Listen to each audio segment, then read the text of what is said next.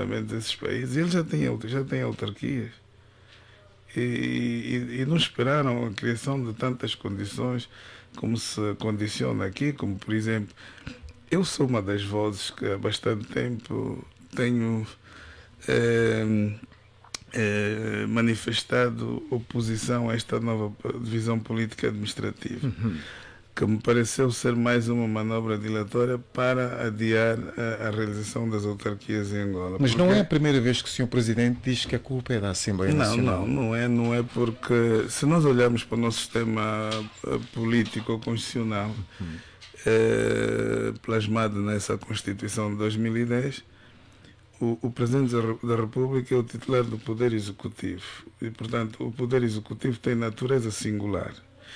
O mesmo Presidente da República, que é titular do Poder Executivo, é sempre, em regra, o Presidente do partido maioritário no Parlamento. Portanto, o MPLA, de per si, sem necessidade do concurso da oposição, poderia, se tivesse vontade política, aprovar essa lei das autarquias.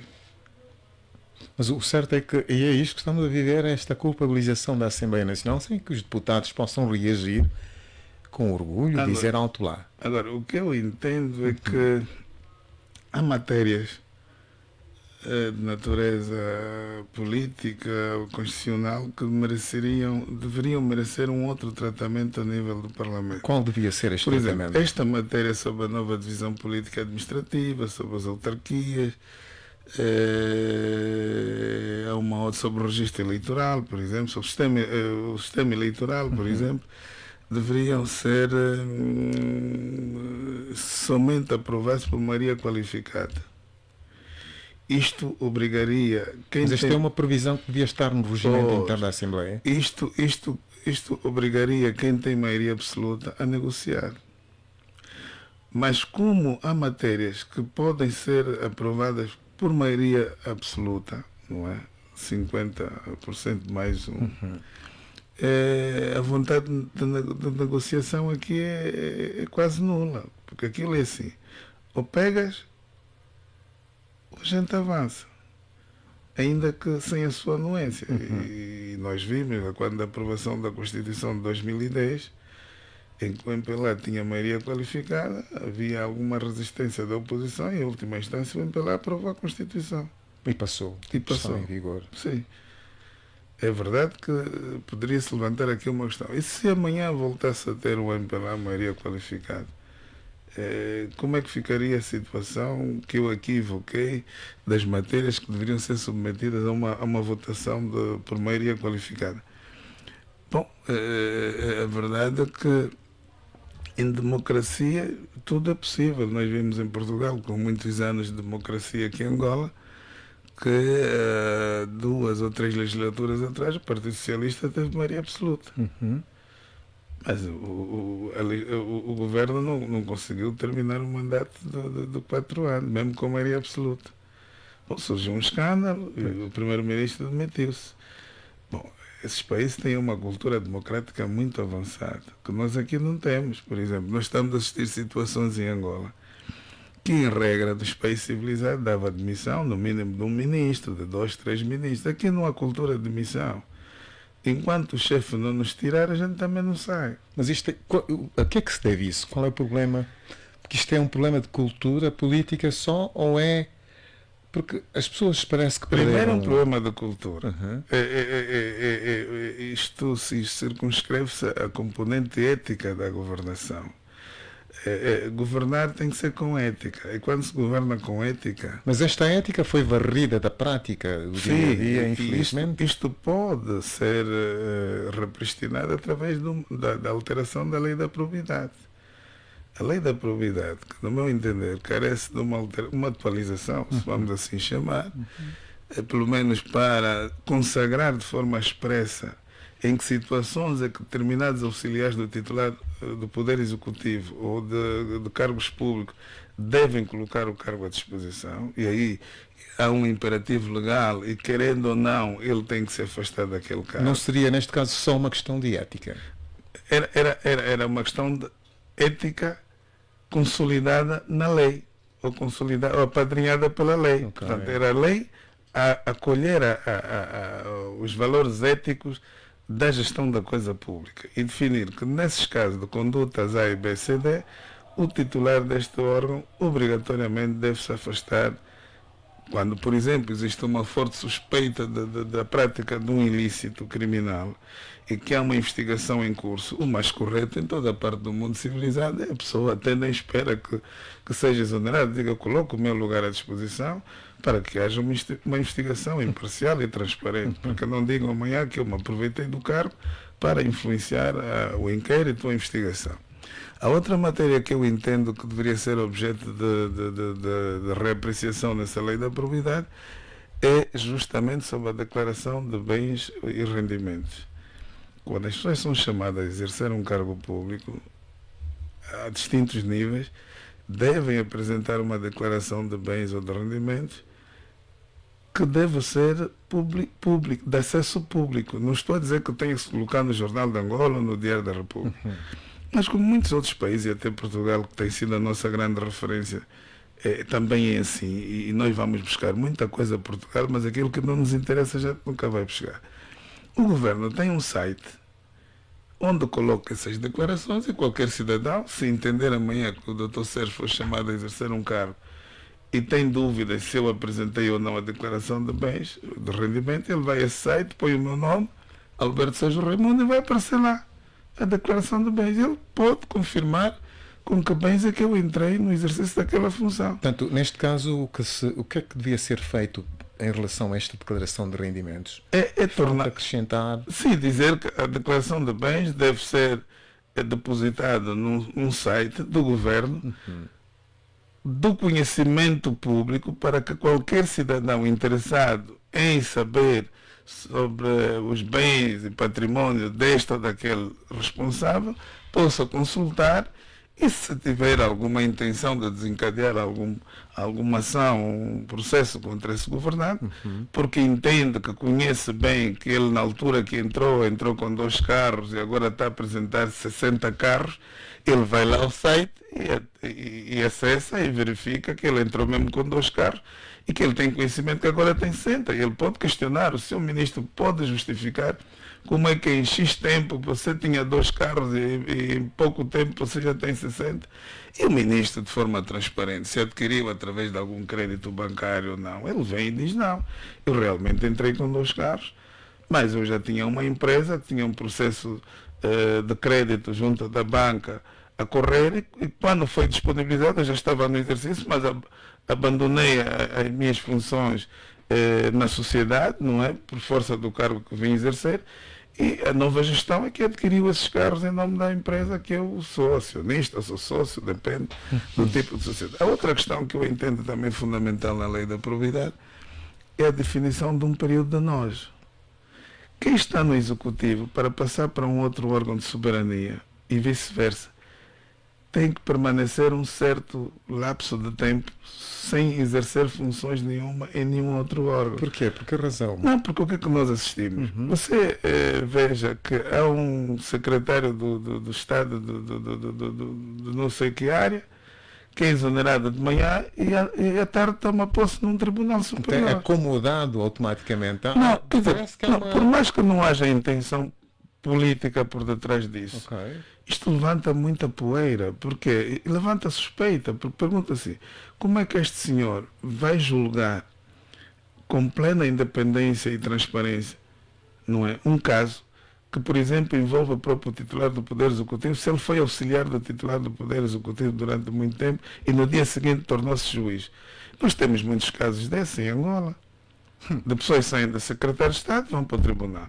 Pessoas saem do tribunal, vão para embaixador ou vão para ministro, ainda não vi ninguém, mas já vi para embaixador, que é o caso da professora doutora Guilhermina Prata, foi juíza conselheira do Tribunal Constitucional, depois vice-presidente, quando terminou o mandato foi para embaixadora na França. de Angola na França. Teve o caso do antigo secretário adjunto do Conselho de Ministros, o Dr. Neto Costa, que foi exonerado num dia e no dia seguinte tomou posse como juiz conselheiro do Tribunal Supremo. Quer dizer, eu não estou a ver um secretário adjunto do Conselho de Ministros concorrer para um cargo de juiz sem anuência do chefe.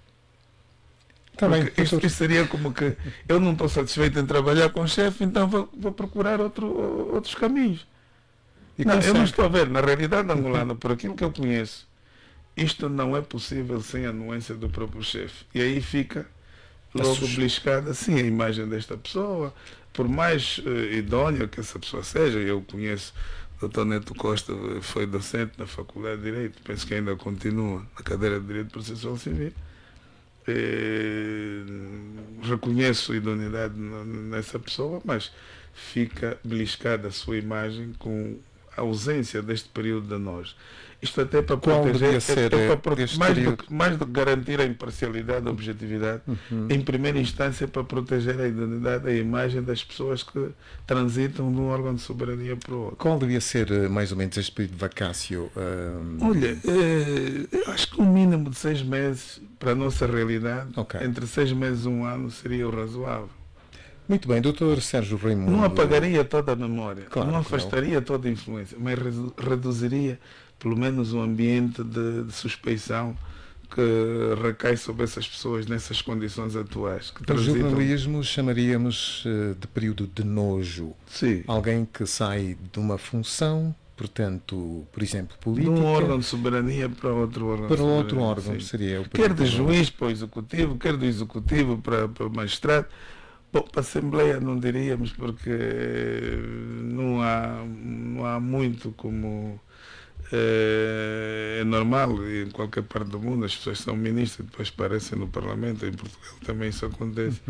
Mas entre um órgão de soberania executivo e judicial, eu acho que deve existir esse período de nós, porque há uma interferência mútua na atividade de um e do outro. Isto pode influenciar negativamente o bom desempenho de um ou de outro órgão.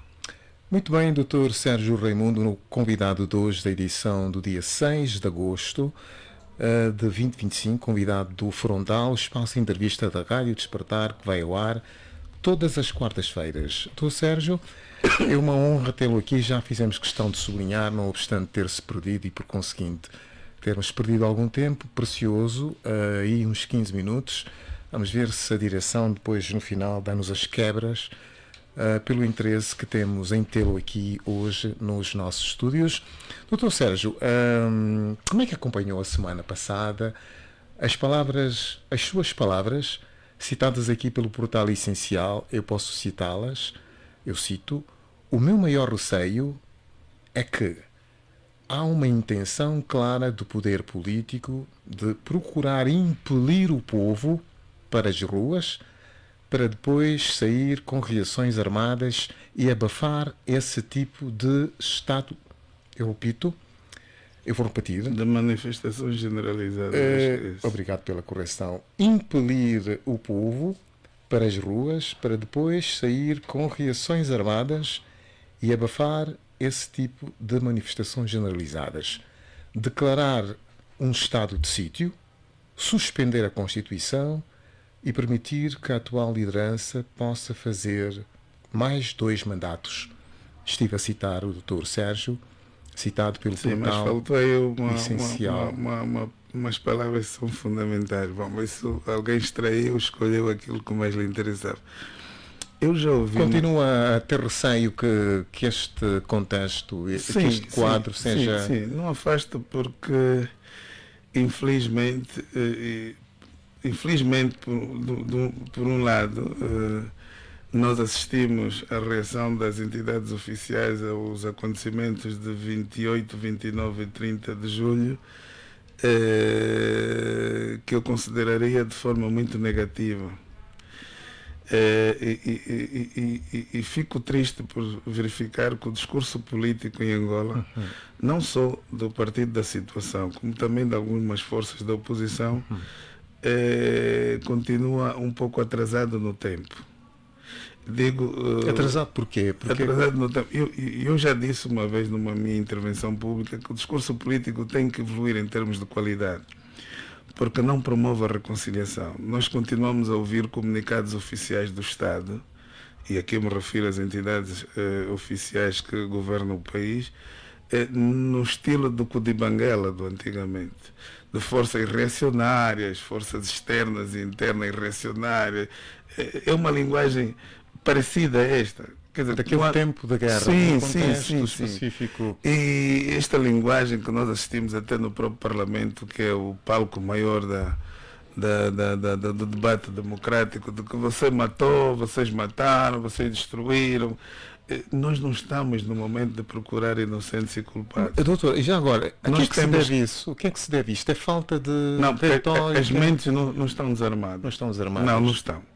É preciso desarmar as mentes, e aqui eu acho que hei de parabenizar a Igreja Católica, que tem vindo ao público muitas das vezes apelar aos nossos políticos para a ponderação, para o perdão mútuo, para o amor ao próximo, a reconciliação genuína.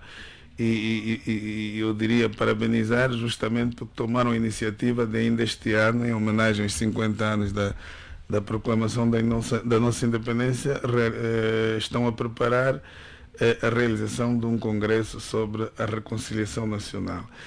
E por que constantemente voltamos ao tema da reconciliação? Porque nós até hoje, infelizmente, esta é a minha opinião pessoal, não iniciamos o processo de reconciliação. Mas há uma série de atos, por exemplo, não, as medalhas... O processo de reconciliação está adiado. Começa mal? Está adiado o processo da reconciliação em Angola, está adiado o processo da construção de uma verdadeira nação angolana.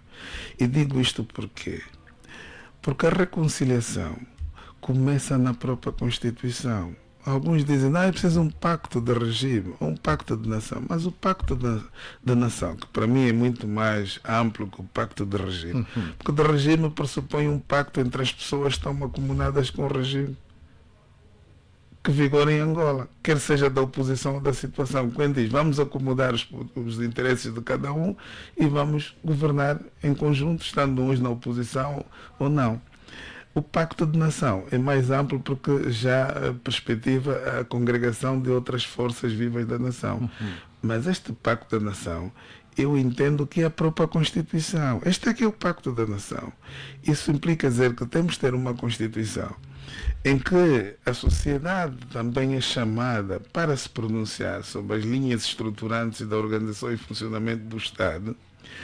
É uma Constituição em que todas as forças vivas da nação, e não apenas as forças políticas, deem o seu contributo, modesto ou não, para que, em definitivo, toda a gente se revê nas instituições que resultam do desenho constitucional. Até hoje não há, porque nós sabemos em condições em que a Constituição de 2010 foi aprovada. Foi aprovada por uma única força política, desconsiderando a opinião de outras forças políticas. E começamos mal, por aí, por um lado. Por outro lado, depois de uma Constituição consensual, que reúna o consenso, e atenção, eu quando defendo o consenso não estou a defender a unanimidade, são conceitos distintos. Unanimidade é obrigar as pessoas a pensarem e agirem da mesma maneira. O consenso é as pessoas agirem de forma diferente, mas com o foco num objetivo comum, da realização do objetivo. Objetivos podem ser múltiplos, no caso do Estado, mas comum. Toda a gente sabe, quem for governo tem que seguir este caminho. Tem que olhar para a saúde, educação nesses termos, tem que olhar para a habitação, tem que olhar para o saneamento básico e por aí além. O outro elemento fundamental da reconciliação, que me leva a concluir que está adiado o início do processo de reconciliação, e aqui me refiro a uma reconciliação, um processo de reconciliação genuíno e inclusivo. Genuíno porque da iniciativa dos angolanos, no seu todo, não é? E inclusivo porque ninguém é excluído. Todas as vozes são ouvidas. E penso que é isso que a Igreja Católica procura agora promover, porque senão não haveria razões da Igreja Católica promover um congresso sobre a reconciliação.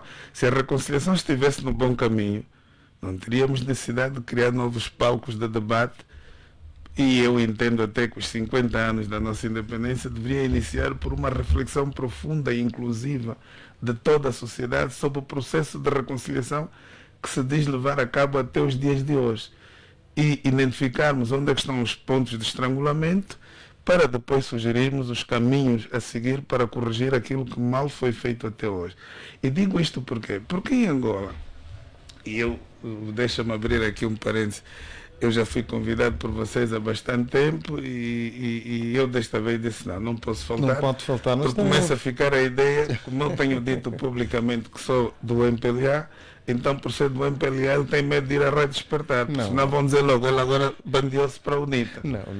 Não vai longe, por causa da carta que eu escrevi a explicar as razões do porquê que eu não ia receber a medalha. Já houve até alguns mercenários das redes sociais que me veio acusar de que eu agora sou da UNITA porque as minhas ideias coincidem com a tese da UNITA. Mas o doutor se constrange com isto? Não. Isto é para dizer que nós ainda vivemos em Angola um alto grau de intolerância que não vem da base, vem de cima, das lideranças. As próprias lideranças não conseguem ser tolerantes. Mas o doutor recebeu... Estes recados vieram de lá da superestrutura? Não, isso li nas redes sociais. Mas essas pessoas que aparecem sem rosto fazem sempre a mando de alguém. A gente sabe como é que isso funciona. Mas era para dizer o seguinte, eu continuo a defender que a reconciliação vai adiada, porque enquanto, e nós estamos agora a festejar os 50 anos da independência, e penso que estamos a perder uma oportunidade, estamos a perder, mas ainda podemos corrigir, porque o 11 de novembro ainda faltam aqui pelo menos uns 3 meses, estamos em agosto, setembro, outubro, novembro, quase 3 meses, um pouco menos do que isso. E penso que podemos corrigir, é que o 11 de novembro de 1975 resulta de um acordo, que se chama o Acordo de Alvor, que eu considero a certidão de nascimento do Estado Independente Soberano de Angola. Para dizer o quê? Que não haveria 11 de novembro sem o Acordo de Alvor. Logo, como é que nós vamos explicar às gerações vindouras como é que foi a história da luta pela independência de Angola? Você não pode dizer que Angola, a independência de Angola resultou de uma luta levada a cabo apenas pelo Movimento Popular de Libertação de Angola. Não é verdade. Estaríamos a faltar com a verdade. Você vai ter que dizer que a luta pela independência em Angola, ou de Angola, foi levada a cabo por 3 movimentos de libertação, a saber, Frente Nacional de Libertação de Angola, Movimento Popular de Libertação de Angola e União Nacional para a Independência Total de Angola. Não é? E as pessoas vão perguntar, e quem eram os líderes desses movimentos? Você tem que dizer. Álvaro Holden Roberto, Antônio Agostinho Neto e Jonas Malheiro Savimbi. E quem é que assinou em nome dos angolanos esse Acordo de Alvor? E com que legitimidade? Bom, nós temos que explicar, são situações históricas que vários grupos de cidadãos e patriotas angolanos que decidiram, em consciência, partir para a luta armada para a conquista da independência, já que a via política não estava a resultar, não é? Por força desta luta ganharam legitimidade porque o próprio Estado colonial, em janeiro de 1975, reconheceu estes 3 como os legítimos representantes do povo angolano. Daí a razão de serem estas as pessoas a subscreverem um acordo em nome dos angolanos. Se foi bom ou mau, pouco importa. O importante é que daí nós conseguimos a independência, marcar o 11 de novembro como o dia da proclamação da independência. Bom, agora, como é que a independência foi proclamada? Todos nós soubemos que houve uma guerra civil entre os 3 movimentos e aquele que proclamou na capital ganhou legitimidade para governar. Muita gente continua a dizer assim, mas a UNITA proclamou sua independência no Ambo, a FNLA em Quincuso e não sei quantos. Significa dizer que esses 2 movimentos não reconheceram a independência proclamada em Angola. Não me parece que é isso. Porque por força da evolução histórica do próprio processo, implicitamente acabaram por anuir aquela proclamação, daí a razão de que nós hoje temos um Parlamento onde a UNITA e a FNLA estão representados. Portanto, isto implica dizer que se existiu alguma irregularidade, foi sanada, para não dizer suprida, pelos atos políticos praticados por essas forças políticas. Automaticamente, você só vai ter uma reconciliação genuína em Angola e inclusiva, e só vai iniciar um processo de construção de uma verdadeira nação angolana quando reconheceres os heróis dos outros 2 movimentos. E para isso, quem governa tem a responsabilidade e a oportunidade de ouro, para não dizer ímpar, de conduzir este processo de reconciliação que se pretende, repito, genuíno e inclusivo, chamando as lideranças desses dois movimentos, que hoje são partidos, e pedir o nome dos vossos heróis e dar o mesmo tratamento com dignidade a essas figuras. Só assim os milhões de angolanos que se revêem nos ideais de Olden Roberto e de Savimbi, que embora já não façam parte deste mundo dos vivos, os ideais não morreram, de tal sorte que, se nós olharmos hoje para as redes sociais, Jonas Malheiro Savimbi hoje tem muito mais popularidade quando ele, nas vésperas da sua morte. Até jovens que nasceram em 2000 para frente, que não conheceram Jonas Savimbi, mas de tanto ouvirem nas redes sociais algumas intervenções do Savimbi e que não conheceram a guerra, nem sabem as razões da guerra, e não alinham nesse discurso. Por isso é que eu digo, o discurso está ultrapassado no tempo, porque nós continuamos com aquele discurso da guerra civil, de quem está a destruir, quem está a matar. Eu já disse também uma vez e publicamente, eu andei na guerra, eu participei na guerra desde os meus 12 anos. Não há nenhuma família em Angola que não perdeu um parente nesta guerra. Nesta guerra morreram muitos angolanos. Não importa de que partidos eles pertenciam, mas são angolanos que perderam.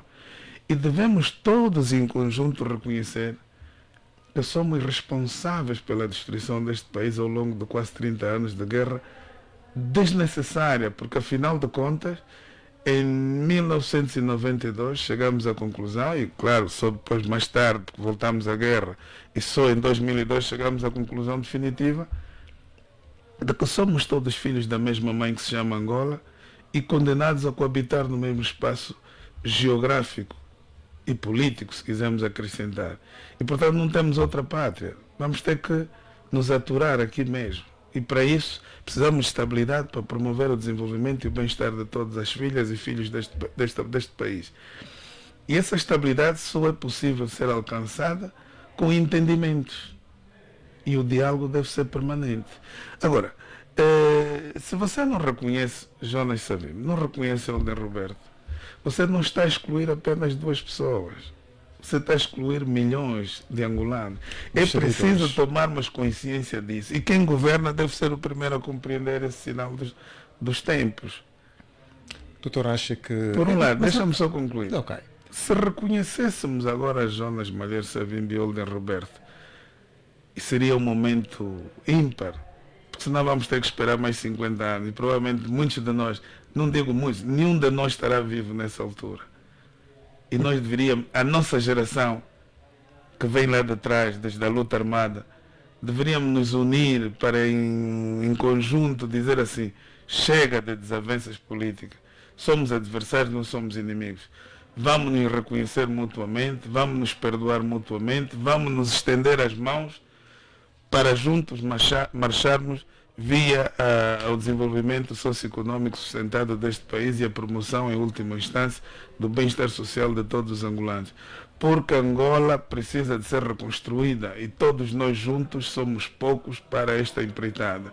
Por isso é que estamos a apelar sempre ao apoio dos estrangeiros, com investimento. Por quê? Porque nós nos sentimos numericamente incapazes, não só numericamente, econômico e financeiramente incapazes, de per si levarmos a cabo esta empreitada. Mas se não existir entendimento primeiro entre nós, os estrangeiros não vão ajudar a erguer este país. Eles vêm aqui para tirar o que querem e levarem para as suas terras. Nós vamos continuar cada vez mais pobres. E é isso que nós estamos a assistir. Os melhores empregos são para os estrangeiros, os melhores salários são para os estrangeiros e o nacional continua a ganhar uma miséria. Agora, entrando em concreta na sua questão dos acontecimentos de 28 e 29, eu queria trazer aqui a colação uma frase que eu achei há dias na internet e acho muito atual, embora... Mas tem autor? O seu autor é José Saramago, já não faz parte do mundo dos vivos, que Deus o tenha, mas teve uma visão extraordinária e de grande alcance quando dizia ele: não é a pornografia que é obscena, é a fome que é obscena. E enquanto nós não compreendermos isto, quem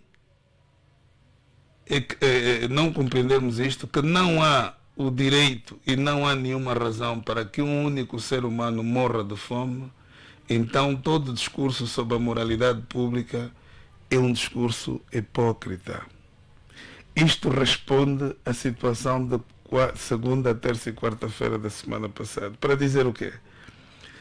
Lamentavelmente, os discursos das pessoas que nos governam demonstraram e manifestaram mais uma vez o desconhecimento da realidade do país.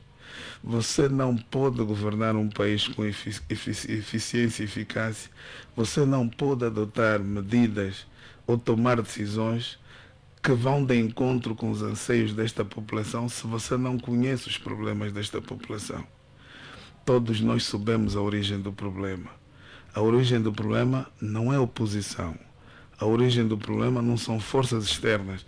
A origem do problema não é a manipulação da opinião pública, não é a manipulação das populações. Qual é a origem? A origem do problema é a fome, é a miséria, é a ausência de emprego, enfim, a ausência de quase tudo para que o homem possa sobreviver, não digo mais viver, mas pelo menos sobreviver.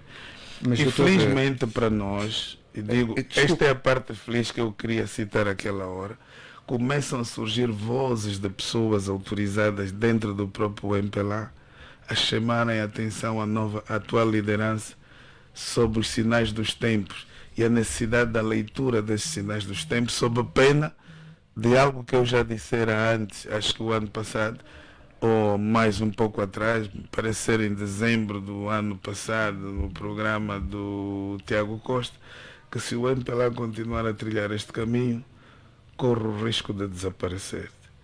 E alguém, nesta semana, retomou esta tese, que foi o doutor, penso que é o doutor Paulo de Carvalho, assim como o mais velho Fragata de Moraes, também já teve a coragem, em duas ou várias ocasiões, de chamar a atenção. Agora, em democracia, às vezes o mais difícil é ouvir os outros. E aqui chamo também a colação o Dr. Boavida Neto, que numa entrevista teve a coragem de dizer que o que nos falta a nós, MPLA, é ouvir mais.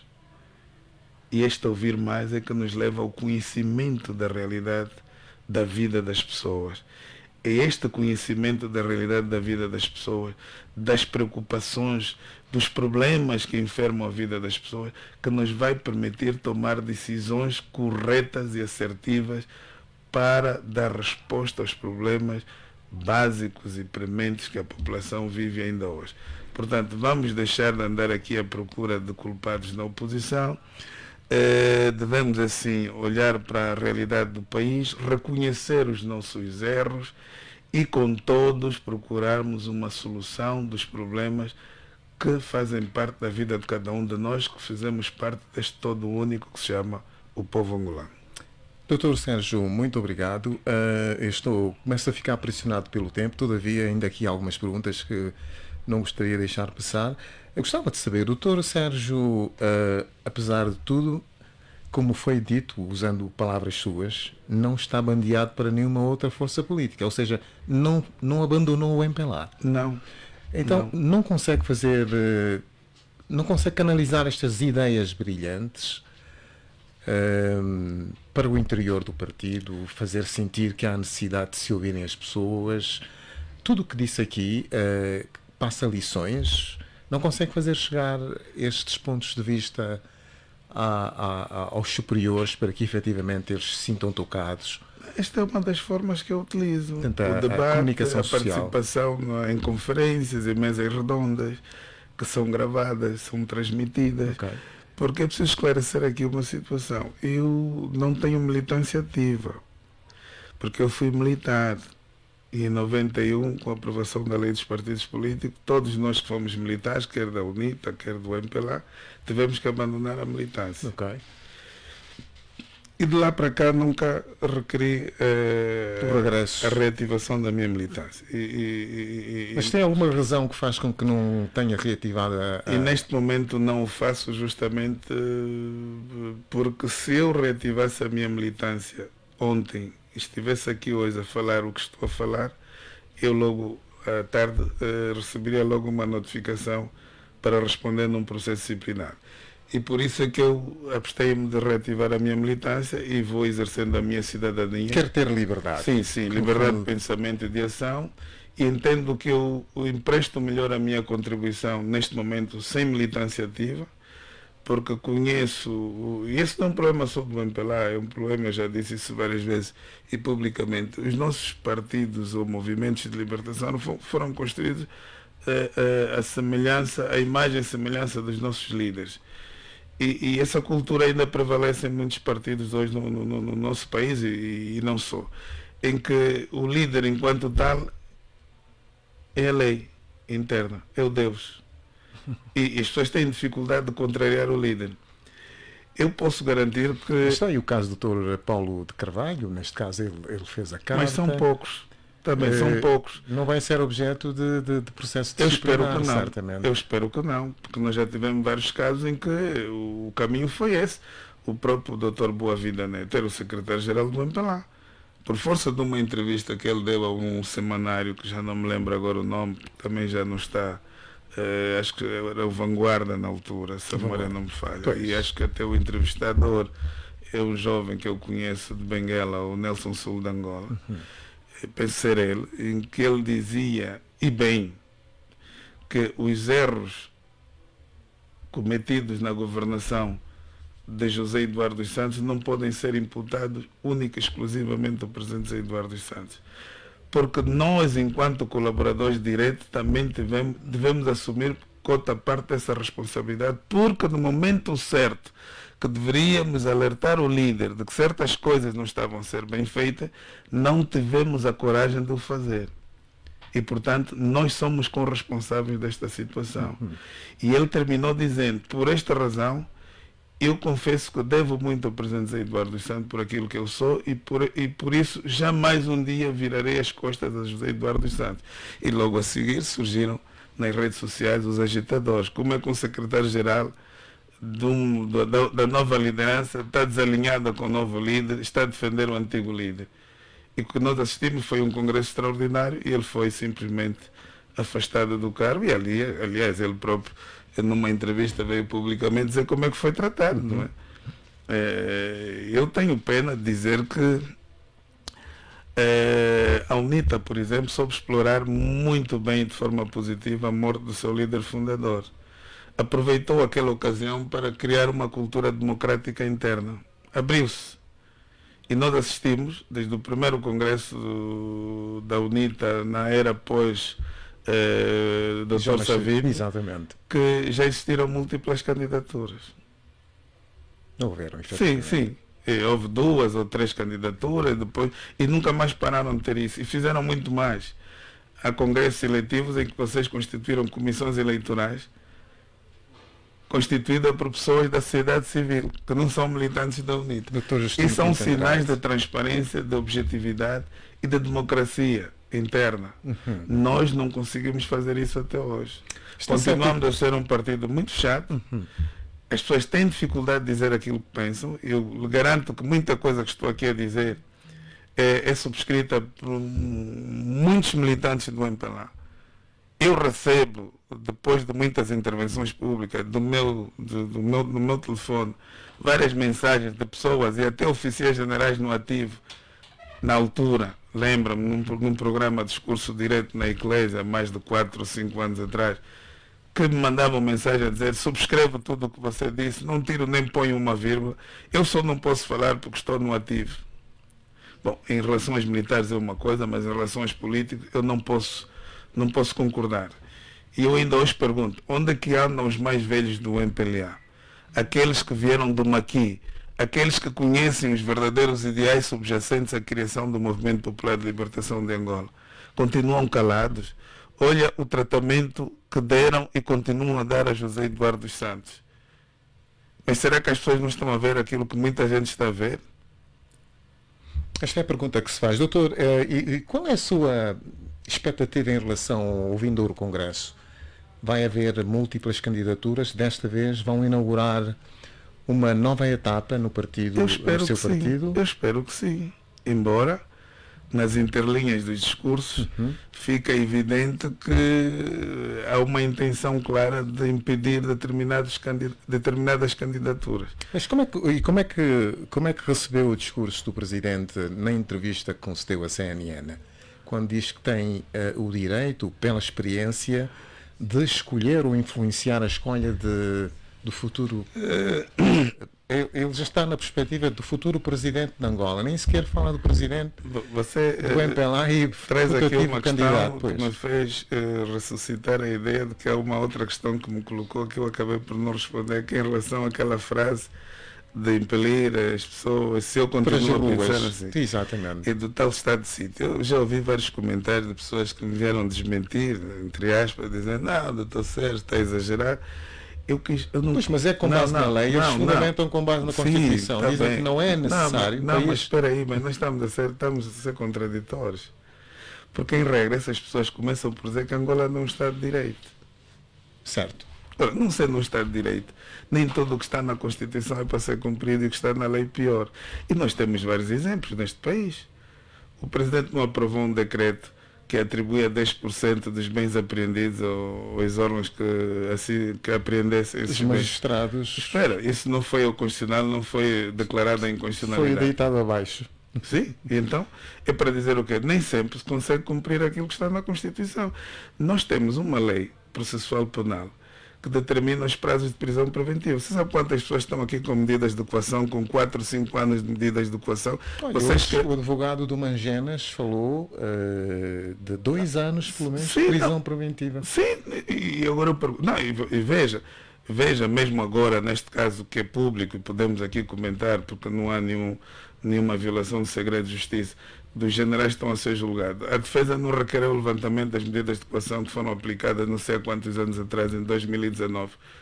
Qual foi o despacho da juíza que todos nós ouvimos aqui? Portanto, a perturbação da ordem. Mas os senhores estão soltos, nunca perturbaram a ordem. Agora ouve-se dizer que os passaportes já nem aparecem. Esses senhores estão com quase 5 anos de medidas de coação e a lei só permite no máximo 24 meses. Na pior das hipóteses, isso com todos os recursos, mas até a fase em que este processo se encontra, não é admissível que as pessoas fiquem. Então onde é que está o Estado de Direito? Essa lei que é invocada é de 1991, está altamente desajustada. E eu, quando me refiro ao estado de sítio, é a situação, porque não há a hipótese de falar de um estado de guerra, porque guerra teria que ser um país estrangeiro a invadir Angola, não é? Eu invoco o estado de sítio de uma maneira simpática e para não meter mais lenha na fogueira. Qual não devia ser, as então? pessoas. Vamos falar do estado de sítio na sua não, forma mas real. Por isso é que eu disse, na frase que leu, Sim. que é de minha autoria, Okay. há palavras que não estão. Quando eu dizia aprovar uma nova Constituição, e quando eu digo aprovar uma nova Constituição, você tem que ler, tem que interpretar os elementos gramaticais e teleológicos da frase. Onde é que se aprova uma Constituição? Não é num estado de sítio. É num estado de ruptura constitucional. Mas Okay? o doutor já está a falar de uma Constituição material? Aquela que for a vigorar, não necessariamente aprovada na Assembleia Nacional. É isso que está a explicar? Quando digo elaborar e aprovar uma nova Constituição e zerar os mandatos, okay. não é revisão constitucional. Okay. Revisão é uma coisa, elaborar e aprovar é um novo poder constituinte. Isso implica ruptura constitucional.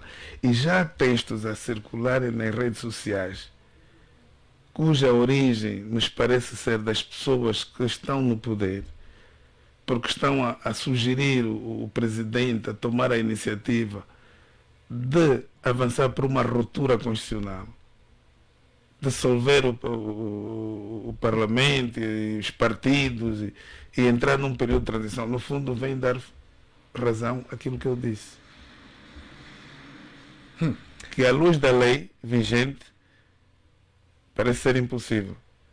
Mas a mim me parece que Angola é um arco-íris onde tudo pode acontecer. Tivemos vários exemplos dessa natureza.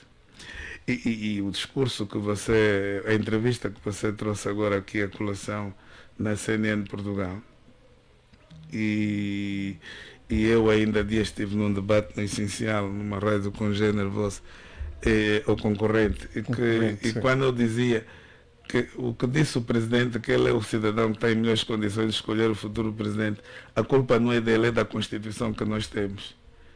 Por quê? Eu sei que há um catedrático nesta área de Direito Constitucional ou de Ciências Políticas que mandou uma mensagem a dizer: mas essa Constituição ainda não foi explorada, as suas potencialidades jurídicas, e a questão que está a ser discutida é uma questão política. Mas eu tenho dito, a Constituição é um instrumento jurídico-político, ao mesmo tempo tem natureza híbrida, porque ela está tratada de forma jurídica questões políticas. A organização e funcionamento dos órgãos do Estado é uma questão política, mas tratada juridicamente na Constituição. Para mim, essa Constituição já deu o que tinha que dar e demonstrou que o primeiro e grande obstáculo do desenvolvimento deste país e da própria reconciliação é essa Constituição que nós temos. Refirmo isso. Dos poderes excessivamente concentrados naturalmente, numa só pessoa. Naturalmente. É um regime presidencial. É chefe de um partido político. Não tem chefe das Forças Armadas, que é comandante... mais do que isso, é o que eu tenho estado a dizer. Qualquer um de nós, no lugar do presidente João Lourenço, com esses poderes, vai ser igual ou pior. Quantas pessoas aqui fora criticam, falam, apontam outros caminhos, mas quando chegam lá em cima mudam de discurso. Nós conhecemos muitos colegas, até vossos jornalistas, que eram comentadores, que hoje estão no Parlamento, outros estão no governo hoje, que já não falam aquilo que falavam antes. O presidente João Lourenço, quando tomou posse no primeiro mandato, apresentou-nos um discurso de esperança, a própria oposição aplaudiu, a oposição sentiu-se desarmada de argumentos para continuar a contrariar o partido da situação. Mas, com o andar do tempo, o que é que nós assistimos? É o poder que corrompe as pessoas. É preciso desconstruir este poder que está consagrado da forma como está consagrado na Constituição. E digo isto porquê? Porque é óbvio que com aqueles poderes todos, com o conhecimento ou com as informações que lhes chegam, qualquer um de nós vai se sentir um super cidadão e dizer assim: não, ninguém aqui está em melhores condições do que eu para dizer qual é o caminho certo para o país e, consequentemente, escolher qual é a melhor pessoa que pode conduzir o país àquele destino.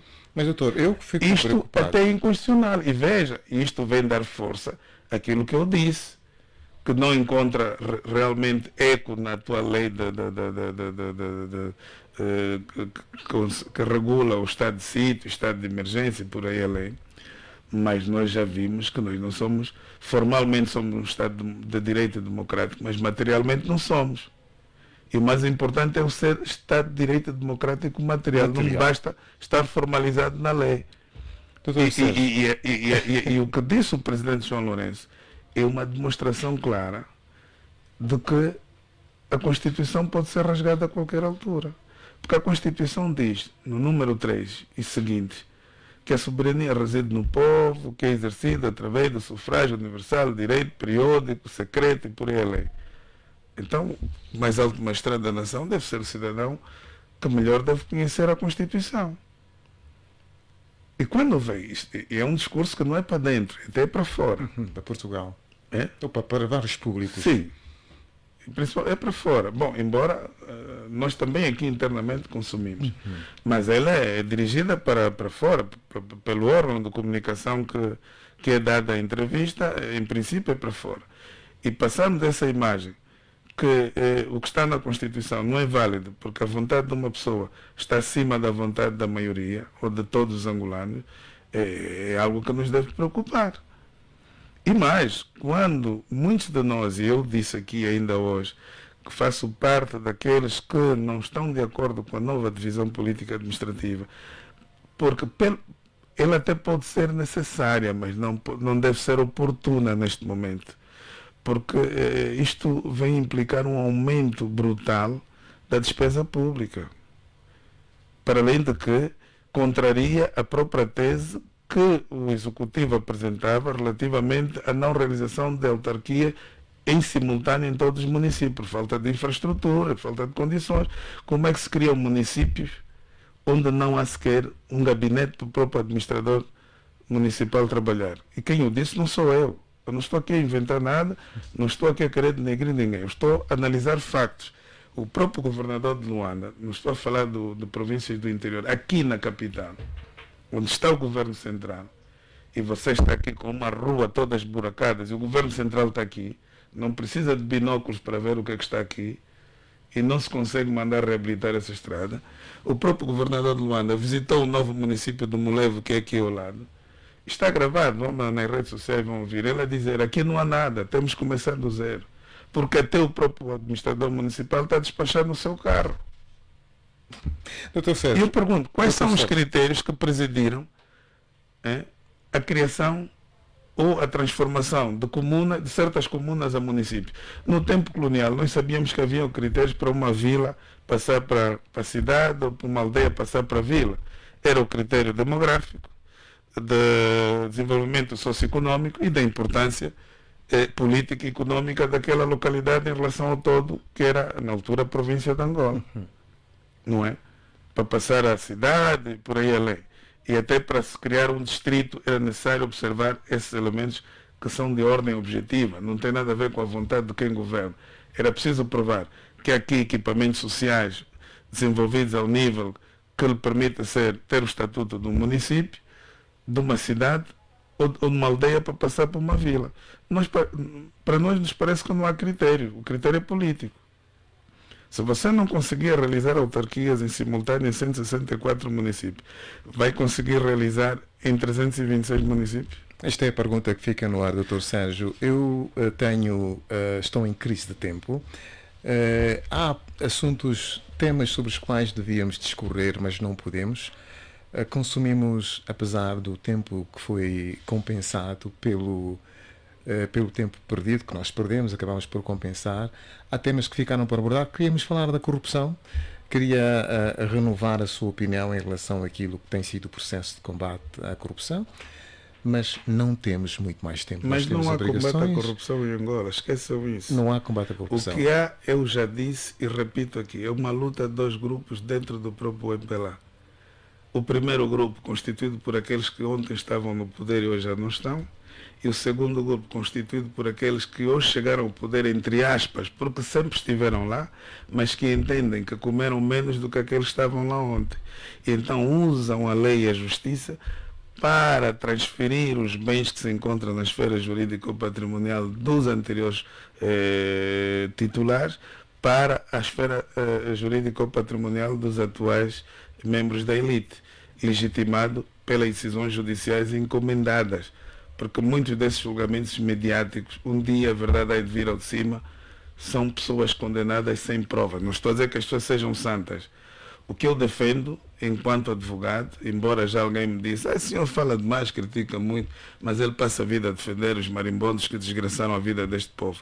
Eu, quando entrei para a Faculdade de Direito, não havia marimbondos. Eu não fui fazer direito para defender insetos, fui para defender pessoas.